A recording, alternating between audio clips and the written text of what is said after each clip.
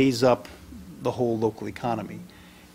And where are the best examples of that? I mean, I just heard Michael say, well, you know, you've shifted from one to another, but you're still doing the training. At what point are you getting... This is $50 million in Chevron money in Nigeria. I hope that's going to be the new model. Michael, can I finish the question? Yeah. The question is, you know, what are the best models? And I'm looking for the best models of building up local capacity that takes on the role, which is what USAID is looking for. And I mean, having run a local consulting firm and tried to do that, it's a question of who's your client, what's the market, are you selling to the local companies, or are you selling to the donors, if you're a local firm? And I think a large part of Forward is actually looking at getting local NGOs who will sell their services to the donors, rather than selling, well, because you're looking to contract them, rather than selling their services to the local companies and local businesses. And are there any good examples where this has actually kind of worked itself out of the business?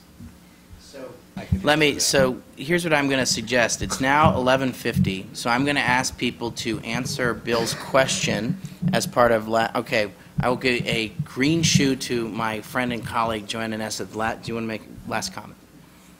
I'm going to ask the panelists for final responses or answering Bill's question. And I'm hoping I can just sort of wrap this together in my quick comment and question.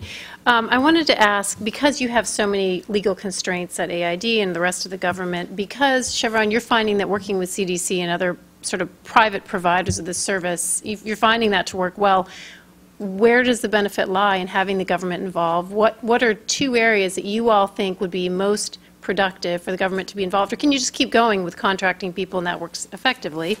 And then to you guys, on the ag side, I have always found that USDA is enormously knowledgeable about all of the stuff we need to raise productivity, but there's so many constraints about providing services to non-American farmers that they have to kind of shoehorn a way to go through AID and do different things. So what do you think is the most useful way to use that expertise to meet some of these goals?